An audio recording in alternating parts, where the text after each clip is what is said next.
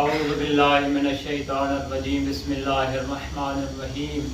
میں آپ تمام ناظرین کی خدمت میں آج کے بابرکت دن میں عید فطر کی مبارکباد پیش کرتا ہوں، کیونکہ ہمارے 11ویں امام حسن عسکری علیہ السلام سے یہ حدیث نقل ہے کہ امام نے فرمایا انما الاعیاد اربعہ، کہ عیدیں مسلمانوں کے لیے 4 ہیں۔ پہلی عید مولا نے بیان کی ہے الفطر والاضحیٰ والغدیر والجمعہ، کہ سب سے پہلی عید ہے عید فطر، پھر عید قربان اور عید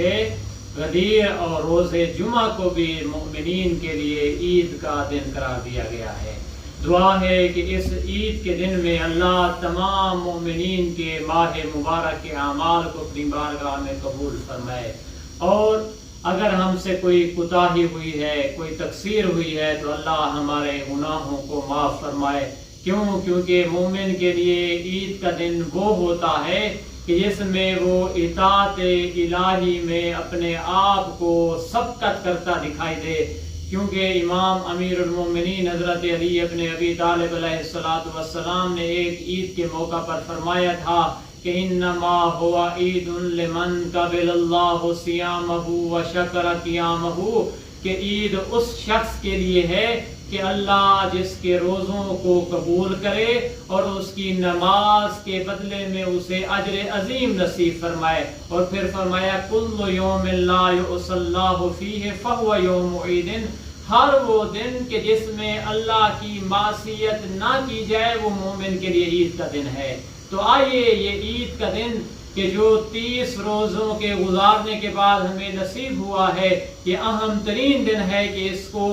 روایات میں یوم الجوائز کے نام سے یاد کیا گیا ہے، کہ ہمارے 5ویں امام محمد باقر علیہ السلام سے یہ حدیث نقل ہوئی ہے کہ امام نے رسول اکرم صلی اللہ علیہ وآلہ وسلم سے اس حدیث کو بیان فرمایا کہ قال النبی صلی اللہ علیہ وآلہ وسلم، کہ نبی اکرم صلی اللہ علیہ وآلہ وسلم نے شوال کے پہلے دن میں یہ فرمایا کہ جب روز شوال کا پہلا دن ہوتا ہے تو نادا منادن، تو ایک ندا دینے والا ندا دیتا ہے اور کہتا ہے ایھا المؤمنون اغدوا الی جوائزکم، اے مؤمنین کرام، اے ایمان والو، اور اپنے جوائز کی طرف سبقت کرو اور ان کو حاصل کرو۔ پھر رسول نے فرمایا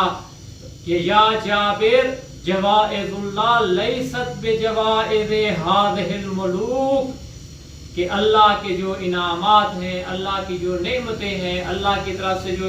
روزہ دار کو جائزہ نصیب ہوتا ہے وہ جائزہ اور انعام بادشاہوں کے انعامات و کرامات کی مثل نہیں ہے۔ اور پھر فرمایا یہ آج کا روز شوال کا پہلا دن یوم الجوائز ہے، تو آئیں اس دن میں اللہ سے اپنا انعام حاصل کریں اور اس دن کو اپنے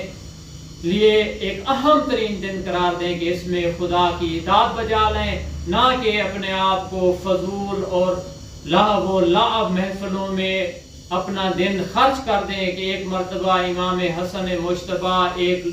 گروہ سے گزر رہے تھے کہ چند لوگ بیٹھے ہوئے تھے، عید کا دن تھا، اس عید کے دن میں آپس میں گفتگو میں لگے ہوئے تھے، لہو و لعب اور فضول باتیں کر رہے تھے۔ تو امام نے فرمایا کیا تمہیں معلوم نہیں ہے کہ جو مہینہ گزرا ہے وہ مہینہ وہ تھا کہ جس میں بعض لوگوں نے اپنے اعمال صحیح طرح انجام دیے اور بعض نے کوتاہی کی، اور آج کے دن پھر کیا ہے ان کو وہ انعام و کرام دیا جا رہا ہے۔ اور پھر فرمایا ایم اللہ، خدا کی قسم، لو کشف الغطا، کہ اگر پردے ہٹا دیے جاتے